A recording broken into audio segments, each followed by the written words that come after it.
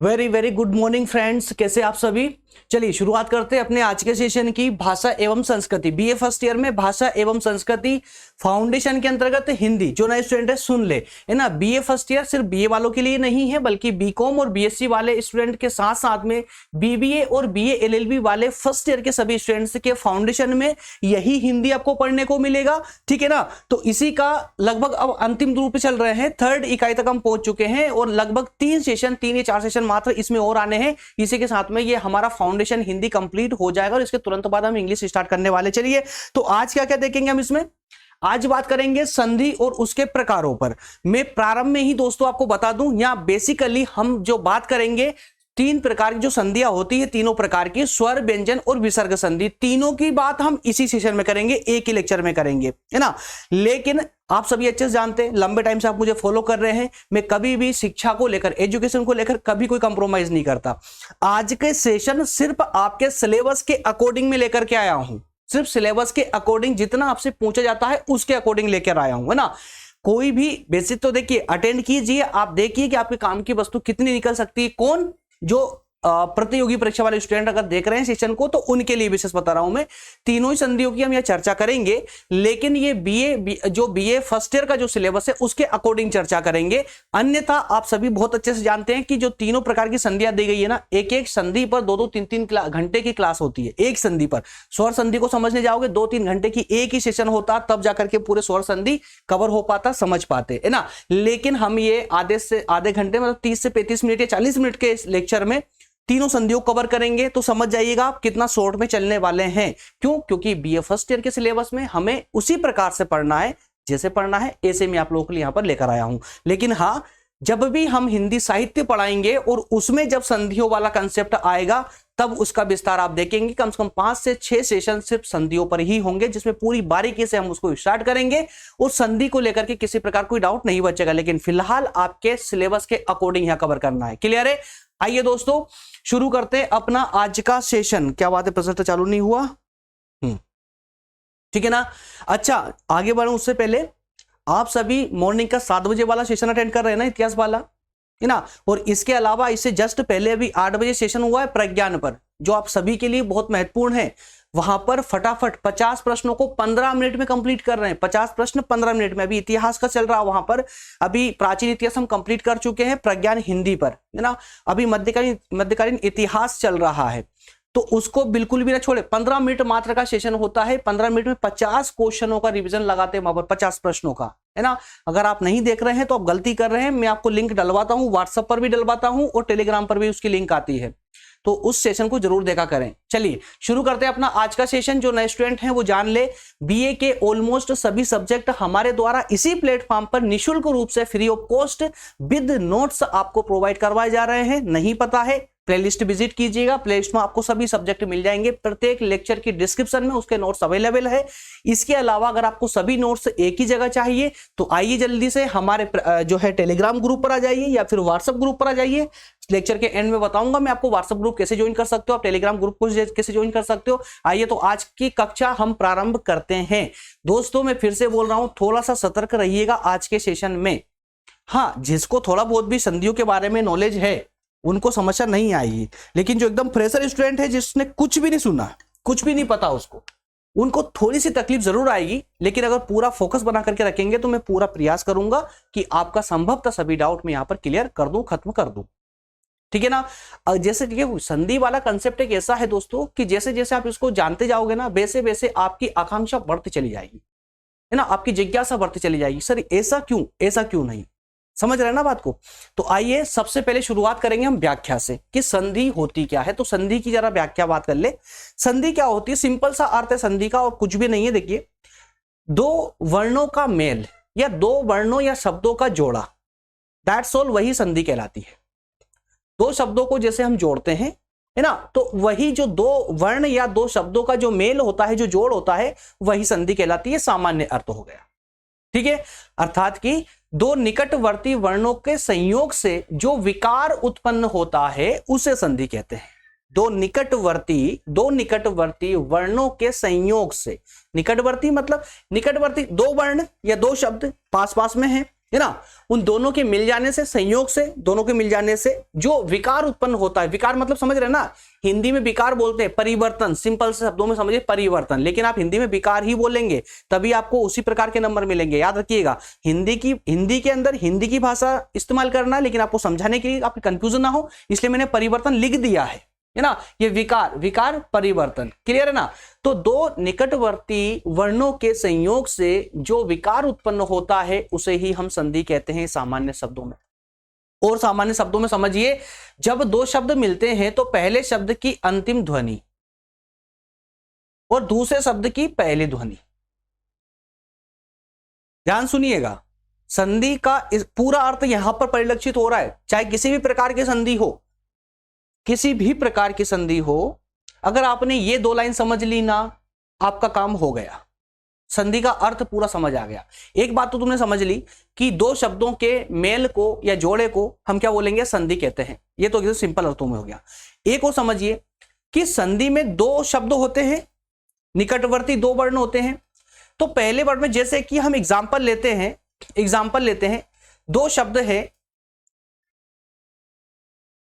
दो शब्द हैं मान लेते हैं, विद्या और धन आलय, एग्जाम्पल ले रहे हैं हम। तो अब समझिएगा जरा, ये दो शब्द लिखे हुए हैं, दोनों शब्दों का है ना मेल करवाना है, मेल करवाएंगे तो वो संधि कहलाएगा। अब यहां पर अब पढ़िए, जब दो शब्द मिलते हैं, ये दोनों शब्द मिल रहे हैं, तो पहले शब्द की अंतिम ध्वनि, तो ये वाला पहला शब्द हुआ है ना, तो इस पहले शब्द की अंतिम ध्वनि कौन सी होगी दोस्तों, ये अंतिम ध्वनि होगी। अंतिम ध्वनि विद्या बोलेंगे मुंह से, विद्या, तो लास्ट में क्या ध्वनि निकल रही है, ध्या नहीं निकल रही, विद्या, तो आ है ना, आ का प्रोनाउंसिएशन निकल रहा है लास्ट में, तो आ, ठीक है ना, आ क्या हो जाएगा, आ, यहां से अंतिम ध्वनि क्या निकल रही दोस्तों, आ निकल रही है, बड़ा आ, ठीक है।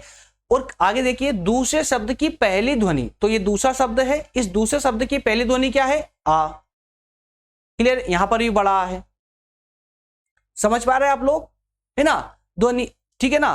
तो पहले शब्द की अंतिम ध्वनि और दूसरे शब्द की पहली ध्वनि आपस में मिलकर के जो परिवर्तन लाती है वही संधि कहलाती है।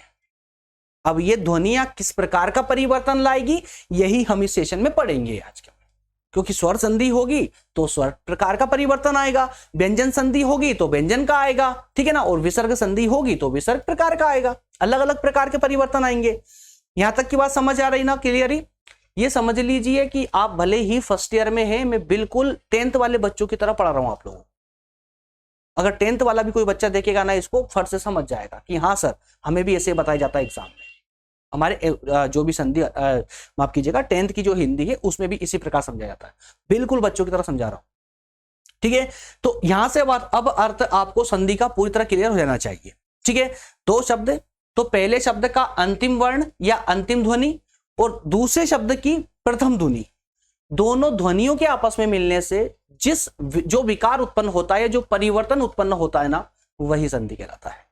अर्थात जब दो शब्द आपस में मिलकर कोई तीसरा शब्द बनाते हैं तब जो परिवर्तन आता है उसे ही संधि कहते हैं। अब मेरे ख्याल से संधि का अर्थ स्पष्ट यहां से हो गया होगा आप लोगों का, ठीक है क्या, बढ़े आगे, पक्का। मुझे मालूम आप कमेंट करके तो बताओगे नहीं आप लोग ना, क्लियर है क्या, जल्दी से बताओ, चेक कर रहा हूं मैं।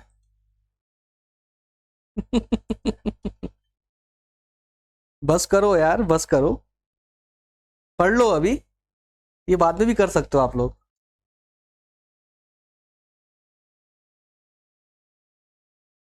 चलिए बढ़े आगे। हाँ, तो एक आपने देखा संधि का अर्थ, है ना। अब आप जरा देखिए, इसका मेन जो हमारा पार्ट है ना, वो है संधि के प्रकार। ये संधि के कितने प्रकार होते हैं, तो सामान्य सी बात है, संधि के 3 प्रकार होते हैं पूरे ब्रह्मांड में। संधि के सिर्फ 3 प्रकार होते हैं पूरी हिंदी के अंतर्गत, संधि के 3 प्रकार होते हैं। स्टार्ट करें उससे पहले एक बात कभी दिमाग में आई कि सर इतना सब क्यों पढ़ाते हो हमको, क्या ये वास्तविक रूप से हमारे व्यवहारिक जीवन में आती है? दोस्तों आती तो है ना, इस बात से बिल्कुल इनकार नहीं किया जा सकता, स्पष्टता कि आपके प्रयोग में नहीं आती है, बिल्कुल आती है, लेकिन हाँ कम आती है। क्योंकि बिना संधियों के संस्कृत का तो काम ही नहीं चलता है, क्योंकि पूरे संस्कृत में सब यही है, संधि और संधि विच्छेद। लेकिन हाँ, हिंदी में इसका प्रयोग ना के बराबर होता है, परंतु होता है, इससे इनकार नहीं किया जा सकता, होता जरूर है परंतु ना के बराबर होता है ना। तो संधियों को इसी कारण से पढ़ा जाता है क्योंकि ये हमारे व्याकरण का ही एक पार्ट है, हमारी ग्रामर का एक पार्ट है संधि। और जिसको संधि समझ आ गई ना, समझ लीजिए कि बाकी व्याकरण अपने आप समझ आने लग जाता है, अपने आप समझ आते हैं। ठीक है, अगर अभी तक आपको संधि के बारे में कुछ भी नहीं पता है ना, तो अब देख लीजिए आप लोग, अब देख लीजिए संधि का अर्थ समझा आप। संधि के प्रकार में मैंने बताया आपको सिर्फ टोटल 3 प्रकार होते हैं संधियों के, इसके अलावा कोई चौथा प्रकार नहीं पढ़ना है आपको फिलहाल। स्वर संधि, व्यंजन संधि और विसर्ग संधि। अब तीनों को अलग अलग तरीके से आपको समझना है, तीनों के अपने खुद के रूल हैं। प्रारंभ में मैंने क्या बोला था आपसे कि एक एक संधि पर ही 2-2, 3-3 घंटे की क्लास होती है। जब हम ऑफलाइन पढ़ाते हैं ना, तो लगभग 2-2 दिन या 3-3 दिन लग जाते हैं हमको एक संधि कंप्लीट करने में, क्योंकि एक क्लास हम मैक्सिमम लेते हैं 1 घंटे की या 1.5 घंटे की मैक्सिमम होती है ना कोचिंग पर। तो कोचिंग में ये रूल फॉलो नहीं होता है 45 मिनट की क्लासेस, ऐसा कुछ नहीं होता है। तो अगर अच्छे से कवर भी करना होता है ना कॉम्पिटेटिव एग्जाम वालों के लिए, तो लगभग 2 या 3 दिन तो कम से कम लगते हैं एक संधि में, और विशेषकर स्वर संधि में। व्यंजन संधि में थोड़ा कम टाइम लगता है, फिर विसर्ग संधि और जल्दी फिनिश हो जाती है। तो ऐसा समझिए कि ये जो संधियां हैं 3 प्रकार की संधि है, और तीनों प्रकार की संधियों को एकदम सेपरेटली समझना है आप लोगों को, सेपरेटली एकदम अलग अलग तरीके से। आइए तो शुरू करते हैं स्वर संधि को, है ना। अब जब स्वर संधि पढ़ रहे हैं आप लोग, तो व्यंजन और विसर्ग संधि को साइड में कर दीजिए, बिल्कुल दिमाग से निकाल दीजिए। अब क्या पढ़ रहे हैं आप लोग? स्वर संधि। स्वर संधि किसे कहते हैं? सामान्य अर्थों में समझाऊं आप लोगों को। हमने 2 शब्द लिए थे प्रारंभ में, विद्या, धन, आलय। ठीक है, तो विद्या का अंतिम ध्वनि, पहले शब्द की अंतिम ध्वनि, है ना, और दूसरे शब्द की प्रथम ध्वनि, उन दोनों का आपको देखना है कि उसमें कौन से शब्द आ रहे हैं। शब्द कौन से आ रहे हैं? दोनों ही शब्द क्या स्वर शब्द है या उनमें से 1-2 व्यंजन है? अगर दोनों ही स्वर है तो वो स्वर संधि कहलाएगा। कौन सी संधि होगी? वो स्वर संधि होगी। मैं पूरा एक एक करके आपको एग्जांपल देके भी आपको एक्सप्लेन करूंगा, चिंता मत करो बिल्कुल भी, है ना। एक एक चीज के एग्जांपल दूंगा मैं, बस सुनते चलिएगा। देखिए यहां पर व्याकरण पढ़िए इसका, स्वर के साथ स्वर के मेल से, स्वर के साथ स्वर के मेल से, है ना।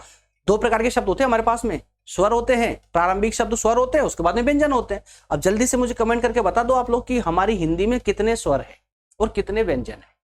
ये आपके लिए ऊपर छोड़ा है मैंने, ये 6ठी क्लास के बच्चे को भी याद रहता है, 6ठी क्लास के बच्चे को भी पता रहता है कि कितने स्वर है और कितने व्यंजन है। जल्दी से कमेंट करके मुझे बताइएगा आप लोग। चलिए, तो स्वर के साथ स्वर, स्वर के साथ स्वर का जब मेल होता है तो उसको हम स्वर संधि कहते हैं।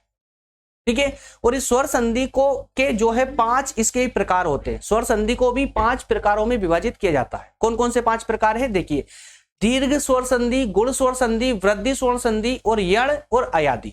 5 प्रकार की स्वर संधियां है, 5 प्रकार की स्वर संधियां हैं, और इन 5 पर ही हमें पूरे विस्तार से डिस्कस करना है, याद रखिएगा। चलिए, और हाँ मैं इतना ही बोल दूं, डोंट वे, टेंशन मत लीजिएगा। अगर सेशन लंबा खिंच जाएगा ज्यादा ना, तो इसको 2 पार्ट में ले लेंगे, लेकिन करेंगे पूरा अपनी मनमानी, है ना। समय को बिल्कुल भी ध्यान नहीं रखना है, साइड में कर देंगे समय को, जितनी चलेगी क्लास चलने दीजिए। चलिए, फर्स्ट में है, सबसे पहले हम बात करते हैं दीर्घ स्वर संधि की, दीर्घ स्वर संधि की, है ना। देखिए ध्यान दीजिएगा, इसमें 2 समान वर्ण अथवा स्वर मिलकर दीर्घ हो जाते हैं। तो एक समान शब्द मिलकर के क्या हो जाते हैं? दीर्घ हो जाते हैं। यदि दीर्घ, ह्रस्व या दीर्घ, जैसे अ, ई, उ, ओसरा वर्ण के बाद में अ, ई, उ, मतलब कि सेम अगर वही रिपीट होते हैं। ध्यान दीजिएगा, अगर आ के बाद में आ जाता है, पहले शब्द का अंतिम शब्द भी क्या आ रहा है? पहले शब्द का अंतिम शब्द क्या आ रहा है? आ रहा है, और दूसरे शब्द का प्रारंभिक शब्द भी आ रहा हो, है ना। तो अगर आ के बाद आ, ई के बाद ई आ रही हो, उ के बाद उ, या फिर ऋषि के बाद ऋषि आ रहा हो, है ना, आए, तो इन दोनों के वर्णों के स्थान पर उन्हीं का दीर्घ वर्ण, उन्हीं का दीर्घ वर्ण मतलब उसके तुरंत बाद वाला, मतलब उससे बड़ा वाला शब्द इस्तेमाल आ जाएगा। जैसे एक शब्द में छोटा आ रहा है और दूसरे में भी छोटा आ रहा है, तो क्या आ जाएगा वहां पर? दोनों को मिला करके बड़ा आ बन जाएगा। छोटी ई तो बड़ी ई बन जाएगी। एग्जाम्पल देख लीजिए, उदाहरण लिखा हुआ है। जैसे सबसे पहले देखिए अब भोजनालय वाले, भोजन धन आले, क्या हुआ भोजनालय। देखना ध्यान दीजिएगा, ध्यान से सुनते रहिएगा। पहला है भोजन और दूसरा आले, दो शब्द हैं। तो पहले वाले शब्द का अंतिम शब्द को पकड़िए आप, क्या है ना, मैंने हाईलाइट भी किया हुआ है ना, है ना। तो ना में कौन सी मात्रा देखने को मिल रही है आपको, छोटे आ की। कौन सी, छोटे आ की मात्रा। ना में छोटे आ की मात्रा देखने को मिल रही है, ठीक है ना। और दूसरे वाले शब्द में क्या है, बड़ा आ है, तो यहां बड़ा आ की मात्रा देखने को मिल रही है। दूसरे वाले शब्द में बड़े आ की मात्रा है। क्लियर है। कौन महाशय है, अरे भाई बस करो यार, इसको साइलेंट करना पड़ेगा मोबाइल। चलिए ठीक है ना, बड़े आ की। तो अब ध्यान दीजिएगा, छोटा आ और बड़ा आ मिलकर के क्या बना रहा है, आ बन रहा है, बड़ा आ बन रहा है, ठीक है। उसी प्रकार से दूसरा देखिए, दूसरे वाले शब्दों का एग्जांपल देखिए, विद्याधन आर्थी, विद्याधन अर्थी, है ना। विद्या की अर्थी कौन उठाता है, विद्या की अर्थी, विद्या की अर्थी कौन उठाता है, विद्यार्थी, है ना। तो विद्या और अर्थी, और इसकी अर्थी उठाने वाले विद्यार्थी। तो प्रथम शब्द में क्या, किसकी मात्रा दोस्तों, बड़ा आ, ठीक है ना। और दूसरे शब्द में छोटा आ रहा है, तो बड़ा और छोटा मिलकर क्या बन जाएगा, बड़ा बन जाएगा, ठीक है ना। तो क्या बन रहा है, देखिए ध्यान दीजिएगा, जब हमने विद्यार्थी, विद्याधन अर्थी को शामिल किया, तो यहां पर जो है छोटे आ से की अपेक्षा बड़ा आ लग गया, तो विद्यार्थी, ठीक है ना, क्या आ गया, बड़ा आ गया। क्लियर हो पा रहा ना, ठीक है। तो इसी प्रकार से मुनिधन इंद्र मिलाएंगे तो मुनिंद्र हो जाएगा। ध्यान दीजिएगा, पहले वाले वर्ड में छोटी ई आ रही है और दूसरे वाले वर्ड में भी छोटी ई ही आ रही है, दोनों को मिलाकर के बड़ी ई बन जाएगा। तीसरे में बड़ी ई और एक तरफ छोटी ई की मात्रा है, ठीक है ना। तो मिलाएंगे तो बड़ी ई बन जाएगा। क्लियर है। इसको बोलते हैं हम दीर्घ स्वर संधि। दीर्घ स्वर संधि मतलब छोटे स्वरों से जब बड़ा स्वर बनता हो तो बड़े स्वर को हम दीर्घ बोलते हैं। क्या बोलते हैं, दीर्घ, है ना। इसीलिए इसका नाम दिया गया है दीर्घ स्वर संधि। क्लियर हुआ। छोटे स्वरों से बड़ा स्वर बनता है, बड़े स्वर को क्या बोलते हैं हम, दीर्घ बोलते हैं। क्लियर है। चलिए अगला प्रकार गुण स्वर संधि। गुण स्वर संधि, बस ध्यान से इसका नियम समझ लोगे आपको इजी हो जाएगा। देखिए, यदि आ अथवा बड़ा आ के बाद ई और बड़ी ई आए तो, अगर आ के बाद ई और बड़ा आ के बाद बड़ी ई आए तो क्या बन जाएगा, उसका ए बन जाएगा। क्या बन जाएगा दोस्तों, ए बन जाएगा। वहीं अगर आ अथवा आ के बाद छोटा ऊ और बड़ा आ के बाद बड़ा ऊ ये आए तो क्या बन जाएगा, ओ बन जाएगा, ठीक है। तीसरा है आके और आके बाद में ऋषि अगर आ जाए तो क्या बन जाएगा, अर बन जाएगा। क्या बनेगा, अर बनेगा। ये तीनों बात आपको याद रखनी है। उदाहरण देख लीजिए, गज धन इंद्र, क्या हो जाएगा, गजेंद्र। पहले शब्द में क्या है दोस्तों, छोटा आ की मात्रा, दूसरे में क्या है, ई है, ठीक है ना। तो आ और ई, आ के बाद अगर ई आ जाए तो क्या लिखा हुआ है यहां पर, आ के बाद अगर ई आ जाए तो क्या बन जाएगा, ए बन जाएगा। तो बन गया ना ए, ठीक है। तो गज धन इंद्र तो क्या हो जाएगा, ये ई हट करके ए लग जाएगा, ए की मात्रा लग जाएगी तो गजेंद्र हो जाएगा। इसी प्रकार से रमा धन ईश तो क्या हो जाएगा, रमेश हो जाएगा। रमा धन ईश रमेश हो जाएगा। कैसे, पहले शब्द में बड़ा आ की मात्रा है तो बड़ा आ के बाद में क्या आ गया, बड़ी ई आ गया, मतलब पहले नियम को ही फॉलो कर रहा है ये भी, इसलिए क्या हो जाएगा, ए हो जाएगा। तो क्या हो जाएगा, रमेश। क्लियर है। इसी प्रकार तीसरे का एग्जांपल देख लीजिए, हित धन उपदेश। हित धन उपदेश तो क्या, हितोपदेश हो जाएगा। क्यों, क्योंकि आ के बाद अगर ऊ आता है तो क्या बन जाएगा मेरे दोस्त, ओ बन जाएगा। क्या बन जाएगा, ओ बन जाएगा। तो क्या हो जाएगा, हित धन उपदेश, तो ऊ हट करके हितोपदेश हो जाएगा, तापे ओ की मात्रा लग जाएगी, हितोपदेश हो जाएगा। क्लियर है। इसी प्रकार से देव ऋषि का है, देवधन ऋषि तो देवर्षि हो जाएगा। क्लियर है ना। तीसरा जो इसका प्रकार है स्वर संधि का ही, वो है स्वर संधि, वृद्धि स्वर संधि। क्या है, वृद्धि स्वर संधि। अब इसका नियम क्या है, देखिए, आ और आ के बाद अगर ए आ जाए तो ए आ जाए तो क्या बन जाएगा, बड़ा ए बन जाएगा। छोटा आ के बाद या बड़ा आ के बाद अगर ए आता है तो क्या बन जाएगा, बड़ा ए बन जाएगा, है ना। उसी प्रकार से आ और आ के बाद अगर ओ आता है तो क्या बन जाएगा, ओ या औ आता है तो क्या बन जाएगा, औ बन जाएगा। That's all. बस दो ही इसमें याद रखना है, आ और आ के बाद छोटा और बड़ा आ के बाद अगर ए आता है तो बड़ा ए बनेगा, और अगर आ के बाद में ओ आता है तो औ बन जाएगा। That's all. क्लियर। उदाहरण देख लीजिए, उदाहरण दिया गया है परम धन औषधि, तो परमौषधि हो जाएगा, परम धन औषधि, परमौषधि हो जाएगा, परमौषधि हो जाएगा। कैसे? देखिए, पहले वाले वर्ड के अंत में क्या आ रहा है? छोटा आ की मात्रा, छोटा आ रहा है। दूसरे वाले में क्या आ रहा है दोस्तों? औ आ रहा है ना, औ आ रहा है। वो क्या लिखा हुआ था कि आके बाद अगर औ आ जाता हो, ओ या औ आ जाता हो तो क्या बन जाएगा? औ बन जाएगा, तो औ बन गया। क्लियर है। तो परम औषधि, ठीक है, तो परम औषधि, तो औ को की मात्रा जो है मां पे लग जाएगी, परम मौषधि हो जाएगा। नीचे दिए गए महाधन औषधि, महौषधि, महौषधि। अब इनको जो है ना, जब पीडीएफ डाउनलोड करेंगे ना शांति से, और लेक्चर देखने के बाद में शांति से सारे एग्जाम्पलों को पूरे ढंग से अच्छे से पूरा फोकस करके बारीकी के साथ पढ़ना, समझना कि क्या बोलने का प्रयास कर, प्रत्येक शब्द कुछ बोल रहा है आप लोगों से। और अगर एक बार इनको समझ लिया ना ठीक से देख करके, मैं प्रॉमिस के साथ बोल रहा हूं, कुछ भी नहीं रटना है यहां पर, रटना कुछ भी नहीं है, सिर्फ समझने का खेल है बस। इनकी जादूगरी अगर आपके मस्तिष्क ने पकड़ ली ना तो समझ लीजिए कि ये कुछ भी नहीं है ग्रामर, बस खाली समझना है। मैथ्स की तरह फॉर्मूला है इसमें, उस फॉर्मूले की कलाकारी को अगर आप समझ गए तो कौन सा क्या बोल रहा है इतना समझ गए ना तो ये हो जाएगा। पर ये जो नियम जो लिखे हुए हैं ना मैंने एक दो लाइन में, ये नियम ही सब कुछ है, नियम समझ गए सब हो जाएगा। नियम पढ़िए ठीक से, एग्जाम्पल देखिए, दैट्स ऑल, आपका काम अपने आप हो जाएगा। चलिए अगली संधि है यण स्वर संधि। क्या है दोस्तों? यण स्वर संधि। इसका नियम ये है, अब देखिए अभी तक मैं सब में चारों प्रकारों में, चारों पांचों में क्या बात कर रहे हैं हम लोग? सिर्फ स्वरों की बात कर रहे हैं। इधर भी स्वर है और उधर भी स्वर है, व्यंजन नहीं आया अभी तक, है ना। टोटल स्वर स्वर शब्दों का खेल है यहाँ पर। तो देखिए यण स्वर संधि, यदि ई और ई के बाद ओ आता है तो ऋषि, है ना, देखिए ध्यान दीजिएगा, ई और ई अथवा ऊ और ऊ या ऋषि के बाद कोई भिन्न स्वर, कोई दूसरा स्वर आता है, छोटी ई, बड़ी ई, छोटा ऊ, बड़ा ऊ, और ऋषि के बाद अगर कोई दूसरा स्वर आ जाता है, इनको छोड़ करके, इन पांचों को छोड़कर, ई ई, ऊ और ऋषि, इसको छोड़ करके कोई दूसरा स्वर अगर आता है तो क्रमशः, ध्यान दीजिएगा, क्रमशः अगर ई के बाद कोई स्वर आया दूसरा तो या आएगा, और बड़ी ई के बाद कोई दूसरा स्वर आता है तो क्या बन जाएगा? वा बन जाएगा। इसी प्रकार से ऋषि के बाद आता है तो रा बन जाएगा। That's all. उदाहरण आपके सामने दिए गए हैं। यदि धन अपि, क्या बन जाएगा? यद्यपि। कैसे? पहले शब्द में क्या, किसकी मात्रा है दोस्तों? छोटी ई की मात्रा है, छोटी ई आया।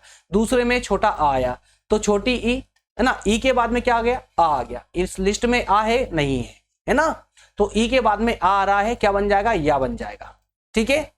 उसी प्रकार से छोटी ई और बड़ा आ, छोटी ई और बड़ा, ध्यान दीजिएगा, अगर छोटी ई के बाद में, छोटी ई के बाद में, है ना, तो क्या आ रहा है यहां पर? देखिए छोटी ई के बाद में क्या आ रहा है? आ रहा है, छोटी ई के बाद में आ रहा है, तो छोटी ई के बाद में कोई सा भी शब्द आ जाए स्वर में तो या ही आना है, या ही आना है। पर डिपेंड ये करता है कि दूसरा शब्द आ कौन सा आ रहा है, बड़ा आ रहा है, छोटा आ रहा है। छोटा आ रहा है तो छोटा या बनेगा, बड़ा आ रहा है तो बड़ा या बन जाएगा, है ना। उसी प्रकार से अति, धन, उत्तम, तो छोटी ई और यहां पर ओ आ रहा है, तो ई के बाद में ओ आ रहा है, ई के बाद में ओ आ रहा है, इसलिए यहां पर भी या बन जाएगा। क्लियर है। तो इस तरह से आप जो है यण स्वर संधि का एग्जाम्पल भी यहां से ले सकते हैं। लास्ट में बचता है इसका दूसरा, पांचवा प्रकार, अयादि स्वर संधि। क्या बनता है दोस्तों? अयादि स्वर संधि। ठीक है ना, अयादि स्वर संधि।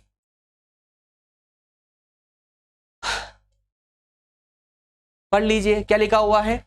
यदि ए आ और औ के बाद इनके अलावा कोई दूसरा स्वर आता है तो उनका क्रमशः आय और अब और आप, ये चार शब्द बनेंगे। ए के बाद कोई स्वर आता है तो आय बनेगा, बड़े ए के बाद में आता है तो आय बनेगा, और बड़ा आ के बाद में कोई दूसरा स्वर आता है तो अब, और औ के बाद कोई आता है तो आप बनेगा। उदाहरण, 3 उदाहरण यहां पर दिए गए हैं। अब आप लोग आसानी से पढ़ करके इनको समझ सकते हैं। ठीक है ना। नाम है ए की मात्रा, मतलब ए स्वर आ रहा है, ए स्वर है, और इसमें कौन सा स्वर है? इसमें आ स्वर है, क्या बन जाएगा? आय बन जाएगा। क्लियर है। देखिए ने, धन, अन, तो क्या हो जाएगा? आय बनेगा ना, आय, तो नयन। ठीक है, नयन। क्लियर है। इसी प्रकार से नए धन अक तो नायक, क्लियर है। चलिए, तो इस प्रकार से स्वर संधि में बस आपको ये 5 रूल आपको याद करना है ना, 5 रूल आपको याद करना है। हाँ, मुझे यह पता है कि इतनी शॉर्ट क्लासेस के माध्यम से इनको याद करना इतना ज्यादा पॉसिबल तो है, याद है कि पॉसिबल तो सब कुछ होता है, इतना इजी नहीं है ना कि क्लास में आपसे याद हो जाए, लेकिन हाँ रिवीजन लगाएंगे तो याद हो जाएगा, ठीक है ना। लेकिन जब हिंदी साहित्य में आपको पढ़ाऊंगा पूरे संधियों के बारे में, तो आपको एक एक चीज बारीकी से बताऊंगा और एक एक सूत्र को, एक एक फॉर्मूले को, इसके ग्रामर के एक एक फॉर्मूले को पूरा विस्तार से बताऊंगा, तो बाद में कुछ याद करने की जरूरत नहीं पड़ेगी। लेकिन दोस्तों अभी आप फिलहाल हम फाउंडेशन पढ़ रहे हैं, तो फाउंडेशन के अकॉर्डिंग जितना आपको याद रखना है ना जरूरी है। जो मैंने रूल बताए हैं सिंपल से रूल है, बस इनको कम से कम आपको याद करना है। इसको ठीक से डाउनलोड करने के बाद में एक बार अच्छे से समझेंगे, अपने आप याद हो जाएगा। मैं जो बार बार बोलता हूं उसे याद कीजिए, याद कीजिए, तो याद करने का मतलब मैं रटने का नहीं बोलता हूं, है ना। गलत मत ले लीजिए शब्द को कि रट मत लीजिए, क्योंकि 12th क्लास से अभी भी आए हो और 12th तक तो मैक्सिमम 99 स्टूडेंट क्या करते हैं, रटते ही है ना। तो वो रटन विद्या यहाँ पर अलाउ नहीं होगी, और वैसे भी मैं इस प्लेटफॉर्म पर रटन विद्या को अलाउ नहीं करता हूँ, और रटना भी नहीं चाहिए बेसिकली आप लोगों को, क्योंकि रटा हुआ ज्ञान नंबरों के अलावा किसी और काम का नहीं रहता है। नंबर आप ला सकते हो रटे हुए ज्ञान से, लेकिन कुछ खास आपको फायदा नहीं पहुंचाता रटा हुआ ज्ञान। चलिए अब बात करते हैं व्यंजन संधि की। दोस्तों अगर देखिए तीनों संधियों कवर करेंगे ना तो क्लास लंबी जाएगी, 26 मिनट 26-27 मिनट समथिंग अभी क्लास हो चुकी है, मैंने अभी टाइम चेक किया है, क्लास लंबी जाएगी। कमेंट करके ऐसा हो तो बता दीजिए मुझे, या कर दे एक ही क्लास में कंप्लीट इसको, जरूरत तो नहीं है पार्ट करने की अलग अलग। चलिए तो फिर व्यंजन संधि पे बात कर लेते हैं। व्यंजन संधि जब व्यंजन के साथ, अब देखिए है ना, स्वर और व्यंजन, स्वर का पूरा खेल, स्वर आपस में टकराते हैं तो वो स्वर संधि के अंतर्गत आएगा। स्वर संधि में भी 5 भेद होते हैं, वो 5 भेद के अंदर आएगा। लेकिन अब अगर व्यंजन आपस में टकरा रहे हैं या स्वर और व्यंजन आपस में टकरा रहे हैं, तो वो कौन सी संधि होगी, व्यंजन संधि होगी। बस सिंपल सी बात है। चाहे एक तरफ स्वर शब्द हो और एक तरफ व्यंजन का हो, दोनों का मेल होगा तो भी व्यंजन संधि कहलाएगी, और दोनों व्यंजन होंगे तो भी व्यंजन संधि होगी, ठीक है। अभी तक हम देखते आए थे कि दोनों तरफ क्या थे, स्वर शब्द थे, स्वर के वर्ण थे, तो वो स्वर संधि थी, क्लियर है। चलिए, तो जब व्यंजन के साथ किसी भी व्यंजन या स्वर का मेल होता है तो उसके विकार, तो उससे उत्पन्न होने वाला जो विकार होता है उसे हम व्यंजन संधि कहते हैं। इसके कुछ नियम यहां पर ही बताऊंगा। व्यंजन संधि के भी दोस्तों कुछ नियम है, याद रखिएगा, नियम है और सभी नियमों को ध्यान में रखना पड़ेगा। व्यंजन संधि को भी हल्के मत लीजिएगा, काफी अच्छी खासी संधि है वो भी, ठीक है, आप इसको भी हल्के में नहीं ले सकते।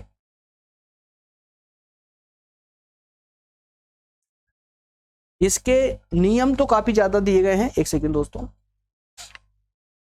नियम तो काफी ज्यादा दिए गए हैं इसके, लेकिन फिलहाल हम यहाँ पर सिर्फ 9 नियमों की बात करेंगे। कितने नियमों की, 9 नियम देखेंगे व्यंजन संधि के अंतर्गत।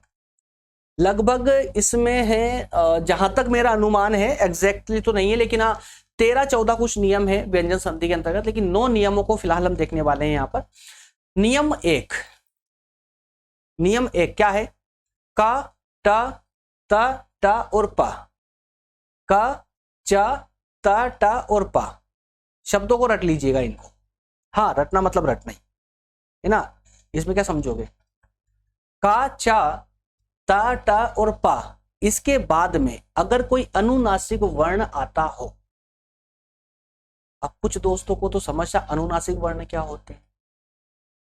मैं सिंपल शब्दों में अगर कहूं तो अनुनासिक वर्ण वो वर्ण होते हैं जिनको बोलने में हमें मुख के साथ में नाक का भी प्रयोग करना पड़ता है। हल्की सी ध्वनि जो निकलती है ना, वो नाक के माध्यम से भी निकलती है ना, उसको हम बोलते हैं अनुनासिक वर्ण, ठीक है। तो यहां पर ये कहा गया है कि जो ये 5 शब्द दिए गए हैं, 5 अक्षर दिए गए हैं, क, च, त, प, ये जो 5 अक्षर है, इनके बाद अगर कोई अनुनासिक वर्ण अगर आता है, पहला नियम है ये, तो वहां पर अनुनासिक व्यंजन आ जाएगा, अनुनासिक व्यंजन आ जाएगा। जैसे एग्जाम्पल में वाक धन मैं, वाक धन में क्या हो जाएगा, वाण में। कैसे हो जाएगा, पहले शब्द में क्या आ रहा है दोस्तों, का आ रहा है, दूसरे में क्या आ रहा है, मा आ रहा है। प्रारंभिक शब्द क्या, मा है दूसरे शब्द का, और पहले शब्द का अंतिम क्या है, का आ रहा है। तो का और मा जब दोनों को हम मिलाएंगे तो क्या बन जाएगा, ना बन जाएगा। दूसरे को समझिए। चित धन में पहले शब्द का अंतिम ता और दूसरे का मा आ रहा है, तो दोनों का मिलाकर क्या बन जाएगा दोस्तों, इनका ता और मा को मिलाएंगे हम तो ना बन जाएगा, ना। जैसा बोला ना, कोई दूसरा अगर दूसरा कोई व्यंजन या स्वर आता है तो क्या बन जाएगा, व्यंजन, है ना। और उसका नियम क्या है, अनुनासिक वर्ण। अनुनासिक वर्ण इसका मेन है कि किसी भी इन शब्दों के बाद में, देखिए पहला शब्द क्या है बताया मैंने आपको, का, चा, ता, टा और पा, तो ये ता आ रहा है, ता शब्द आ रहा है पहला शब्द, उसके बाद में मा आ रहा है, मा आ रहा है ना। तो वहां पर क्या होगा, अनुनासिक व्यंजन बन जाएगा, अनुनासिक व्यंजन बन जाएगा, जिसको बोलने में नाक का भी ना बोल के देखिए आप लोग, अपने आप नाक से भी ध्वनि निकलेगी, है ना। तो बोल के ट्राई कीजिए, ठीक है ना। तो इस तरह से इसका पहला नियम है। दूसरे नियम की बात करें तो नियम 2 है कि क, च, त, ट, प के बाद में कोई अनुनासिक वर्ण को छोड़ करके अन्य, अब ऐसे समझिए कि अनुनासिक वर्ण नहीं आ रहा बल्कि कोई व्यंजन आ रहा है, कोई सा भी व्यंजन। इन 5 शब्दों के, ये 5 शब्दों हमेशा चलने वाले, याद रखिएगा, क, च, त, ट, प, है ना, त, ट, प, क, च, त, ट, प। तो इन 5 शब्दों अक्षरों के बाद में अगर कोई व्यंजन आता है तो क्या बन जाएगा दोस्तों, उसका तृतीय वर्ण बन जाएगा। जैसे जैसे मान लो क आया तो उसका तृतीय वर्ण क्या होगा, का, ख, ग, गा बन जाएगा, तीसरे शब्द का, तीसरे स्थान का, है ना। देखिए जैसे पहले में क्या, दिक धन गज, दिक धन गज, तो पहले शब्द का अंतिम क्या है, क, ये का लग दिया हमने। दूसरे का क्या है, ग, ठीक है। तो अब यहां पे हमें देखना है कि इस पहले वाले शब्द का, पहले वाले शब्द में क्या आ रहा है ना, का, च, ट, प में, उसके बाद दूसरा व्यंजन आया गा, तो क्या बोला मैंने कि उसका तृतीय वर्ण बन जाएगा। तो कौन से, पहले वाले शब्द का तृतीय वर्ण, मतलब का तृतीय वर्ण कौन सा, का, ख, गा, तो गा बन जाएगा। उसी तरह से दूसरे में भी का आया तो यहां पर भी गा बन जाएगा। तीसरे में चा आता है तो चा का तीसरा वर्ण क्या, चा, छ, जा। अरे जो आप पढ़ते हैं ना, व्यंजनों को पढ़ेंगे ना, तो उसके बाद में तीसरा स्थान, का के बाद का, ऐसे पढ़ते हो ना, का, ख, गा, घ, न, ऐसे पढ़ते हो ना, तो का, ख, ग, तीसरा स्थान। तो तीसरे स्थान में क्या आता है, उसी प्रकार से चा पढ़ेंगे तो चा, छ, जा, तो ये जा आ गया आपका। क्लियर है। तो अज, धन, अंता, अजंता, क्लियर है। तो संधि का विच्छेद करना भी आपको आना चाहिए, और इन संधियों का विच्छेद करने के लिए या विच्छेद की हुई संधि का वर्ण ढूंढने के लिए आपको इन नियमों का पता होना आवश्यक है। चलिए तीसरा नियम क्या बोलता है कि अगर ता के बाद ला वर्ण का प्रयोग किया जाता है, ये एकदम सिंपल है, इसमें कुछ भी डिफिकल्ट नहीं है, कुछ भी डिफिकल्ट नहीं है इसमें, सिंपल। देखिए कि ता के बाद अगर ला का प्रयोग हो रहा हो, मतलब पहले में ता और दूसरे में ला आ रहा हो, तो क्या बनेगा, ता आधा ता और आधा ला, आधा ता आधा ला में बदल जाएगा। जैसे उत धन लेख, क्या बनेगा, उल्लेख बन जाएगा, उल्लेख बन जाएगा। जो आधा ता है ये आधे ला में बदल जाएगा, है ना। एक तरफ ता और एक तरफ ला देखने को मिल रहा है तो वो आधे ता में या आधा ला में बदल जाएगा। जैसे ता है तो ता, एक तरफ ता है और एक तरफ ला है तो आधे ला में बदल जाएगा, ठीक है ना। और यहाँ पर आधा ता और पूरा ला है यहाँ पर भी, तो यहाँ पर भी आधा ला में परिवर्तन हो जाएगा। जैसे तत्लीन मतलब तल्लीन, ठीक है ना। चौथा नियम देखिए, चौथा नियम है कि यदि ता वर्ण के बाद कोई व्यंजन का प्रयोग होता हो तो ता और आधा गा में बदल जाएगा। जैसे प्रथम अक्षर के अंतिम ध्वनि क्या है, आधा ता है, ये आधा ता ले लिया हमने। दूसरे वर्ण का प्रथम अक्षर क्या है, ग है, गा व्यंजन है, गा ले लिया, ठीक है। तो क्या बोला मैंने यहां पर कि अगर ता के बाद में कोई व्यंजन आता है तो क्या बन जाएगा, ता के बाद कोई अन्य व्यंजन का प्रयोग होता हो तो ता और आधा गा में बदल जाएगा, ता और आधा गा में बदल जाएगा, ठीक है ना। तो आधा ता और आधा गा में बदल जाएगा। तो यहां पर ध्यान दीजिएगा, इसमें उद्गम, क्या उद्गम, यहां ता वर्ण के बाद में, ता वर्ण के बाद में यहां पर गा का प्रयोग हुआ है। किसका, गा का प्रयोग हुआ है। अन्य व्यंजन की अपेक्षा, अन्य व्यंजन की अपेक्षा किसका प्रयोग हुआ है, गा का प्रयोग हुआ है। इसलिए यहां पर ये आधे दा में बदल चुका है। मतलब इसका एक फॉर्मूला ये भी बनेगा जो हमको यहां पर लिखना चाहिए था कि अगर ता के बाद ता के बाद ता या गा का प्रयोग होता है तो वह दा में, किस में, दा में, आधा दा में बदल जाएगा।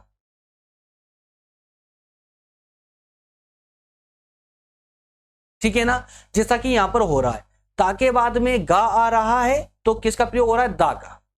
क्लियर है, तो इसीलिए उत धन गम को क्या बन जाएगा, उद्गम बन जाएगा, उद्गम। ठीक है, अगला है जगत धन बंधु, मतलब जगत बंधु। तो पहले अक्षर में ता और दूसरे अक्षर में बा आ रहा है ना, जगत धन बंधु। यहां पर ये दोस्तों थोड़ी सी मिसप्रिंट है, इनको ज्यादा ध्यान मत दीजिएगा। जो सच है वो देखिए, मिसप्रिंट हुआ है, यहां पर पहले में ता आ रहा, दूसरे में बा आ रहा है ना, ये बा है, ये बा आ रहा है। ठीक है, ये बा आ रहा है, तो यहां पर भी ये दा का प्रयोग हो रहा है। ठीक है, तो ये नियम 4 को मैं और क्लियर करवा दूंगा, चिंता मत, टेंशन मत लीजिएगा, जितना मैं बता रहा हूं ना बस उतना सुनते चलिएगा आप लोग। फिलहाल तो आपका पूरा क्लियर करवाना है, मेरी गारंटी, टेंशन मत लीजिए आप लोग। चलिए, 5वां नियम क्या बोल रहा है कि छा वर्ण के पहले के पूर्व कोई स्वर का प्रयोग हो तो छा के स्थान पर आधा छा और झा, एक मिनट इसको हटाना पड़ेगा यार।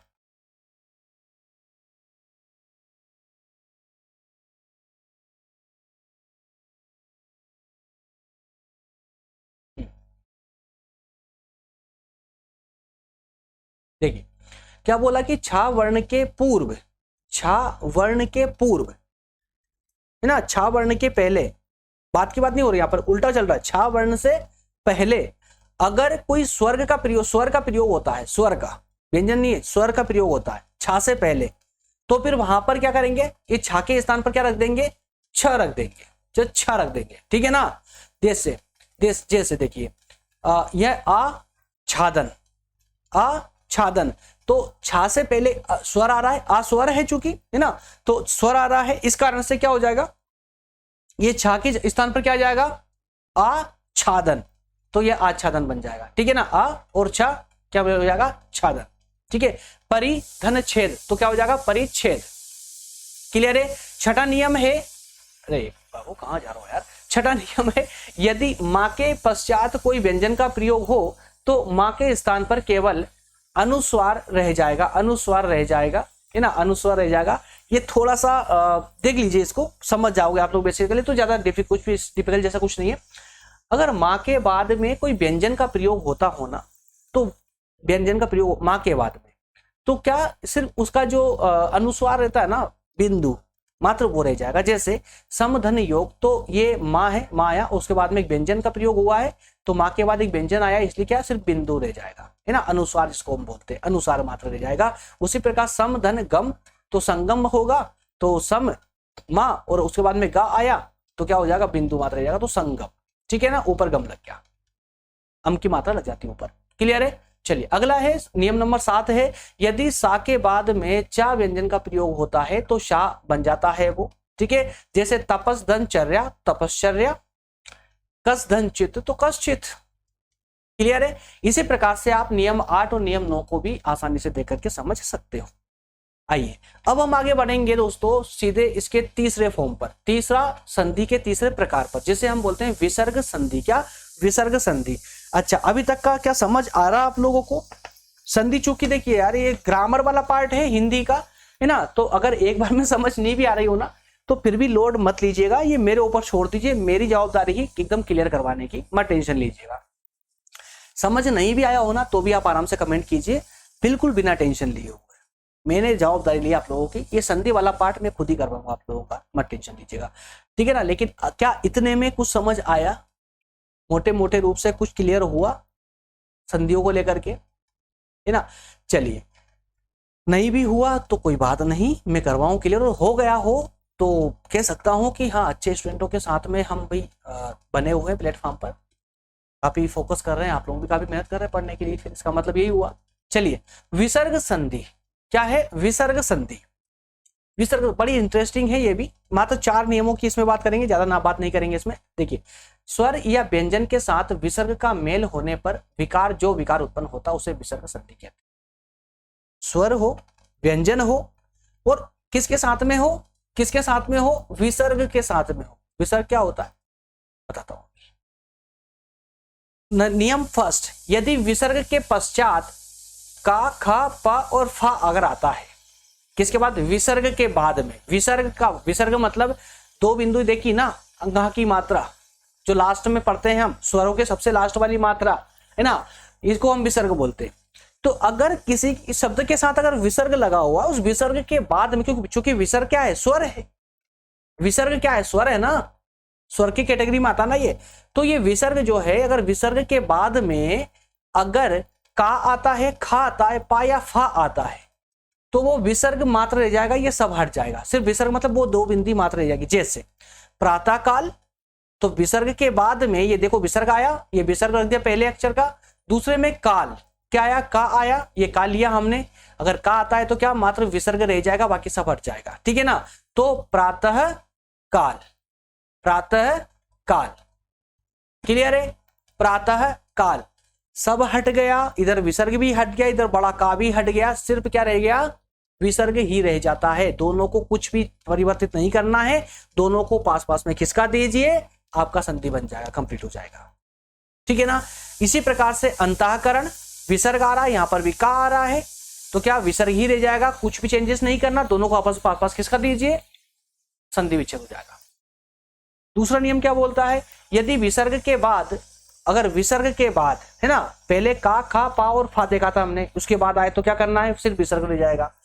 दूसरा नियम ये है कि अगर विसर्ग के बाद में यारा, लव, यारा, लव, अगर ये चार वर्ड आते हैं तो ओ बन जाएगा, क्या बनेगा, ओ बन जाएगा। जैसे मन योग, मन योग, तो विसर्ग आया, दूसरे में या आया, क्या बन जाएगा, ओ बनेगा। जैसे विसर्ग और या, तो क्या होगा, ओ हो जाएगा। जैसे मन है ना, तो विसर्ग हट करके क्या हो जाएगा दोस्तों, ओ की मात्रा लग जाएगी ना में, ठीक है ना, तो मनोयोग हो जाएगा। उसी प्रकार से मन धन हर, तो मनोहर हो जाएगा ओ की मात्रा के साथ में।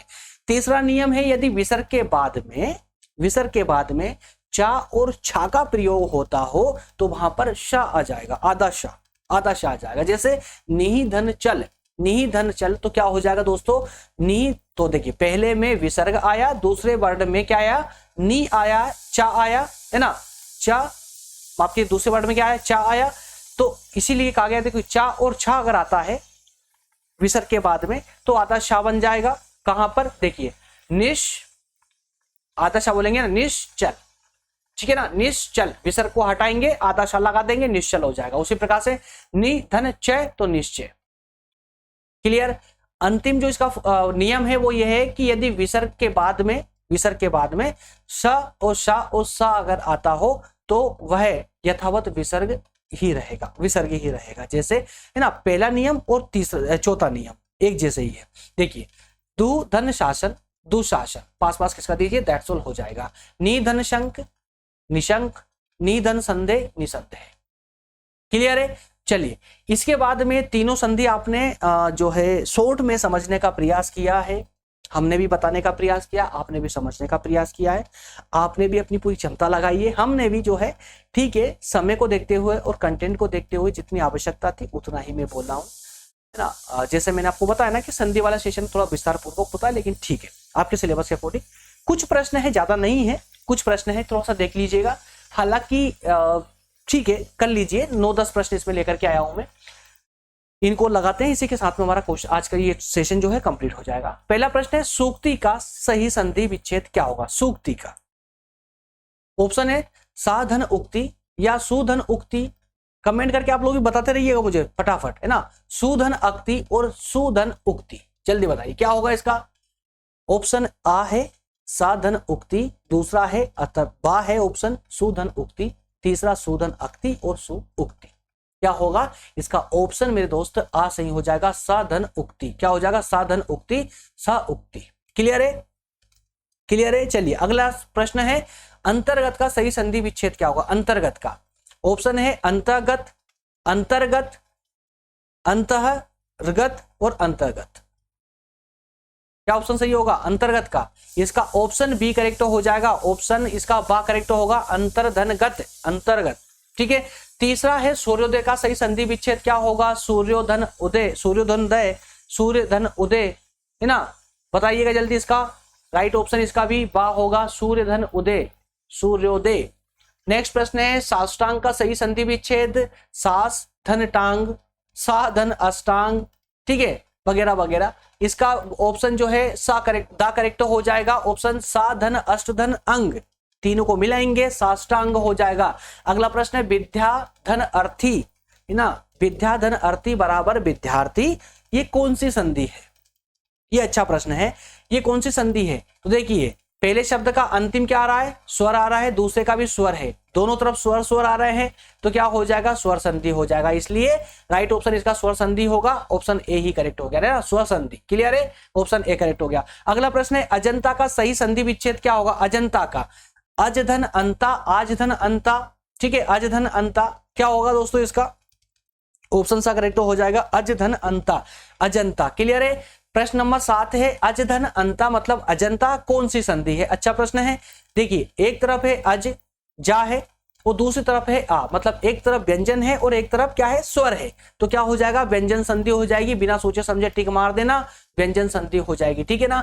अगला प्रश्न है अभी धन शेक, अभी धन शेक, इसका संधि विच्छेद ध्यान से देखिए, अभी धन शेक है, शेक नहीं है, शेक है, तो इसका राइट ऑप्शन क्या हो जाएगा, संधि विच्छेद क्या होगा, अभिषेक होगा, अभिषेक होगा, अभिषेक शेक होगा, अभिषेक होगा या अभिषेक होगा या अभिषेक होगा, इसका राइट ऑप्शन अभिषेक ही होगा। चलिए अगला नेक्स्ट लास्ट प्रश्न है मन धन योग कौन से किसका संधि विच्छेद है? मन धन योग किसका संधि विच्छेद? मनोयोग का, मनयोग का, मनायोग का या मनोयोग का, तो मन धन योग मनोयोग, ठीक है ना। अगर विसर्ग के बाद में या का प्रयोग होगा तो ओ आ जाएगा, नियम याद है ना आप लोगों को। चलिए इसी के साथ में दोस्तों आज का सेशन में हम अलविदा लेते हैं, आप लोगों से मिलेंगे अगले सेशन में, ठीक है ना, मिलेंगे अगले सेशन में। और मैं फिर से आप लोगों को बोलूंगा कि अगर आप लोग जो है ना सुबह मॉर्निंग के 7 बजे इतिहास का सेशन चल रहा है, कृपया करके उसको भी अटेंड किया करें, थोड़ा जल्दी उठ जा करें। और 8 बजे हमारी प्रज्ञानपल क्लास होती है जो सभी स्टूडेंट्स के लिए बहुत इंपॉर्टेंट सेशन है, जिसमें 15 मिनट में 50 क्वेश्चन देखते हैं वहां पर एमसीक्यू फॉर्मेट में, 1 लाइनर क्वेश्चन चलता है, क्वेश्चन आंसर स्पीड से धड़ाधड़ क्लास चलती है उस पर। चलिए मिलेंगे अगले सेशन में, और अगला जो सेशन होगा उसमें हम बात करेंगे बीज शब्द के अंतर्गत धर्म पर, ठीक है ना, धर्म, उसके बाद अद्वैत, भाषा, अवधारणा और उदारीकरण, इन सब पर हमारी 1 बाय 1 करके डिस्कशन होगा। लगभग 3-4 सेशन आएंगे, जिसके साथ ही हमारा जो है सेशन कंप्लीट पूरी तरह से ये वाला जो सीरीज है कंप्लीट हो जाएगी आप लोगों की। क्लियर दोस्तों, चलिए मिलेंगे अगले सेशन में, तब तक आप सभी का धन्यवाद कि आप एंड तक बने रहे और चलते हैं। 3-4 सेशन और बचे हैं मात्र सीरीज में, जल्दी कंप्लीट कर लेंगे। थैंक यू दोस्तों, थैंक यू।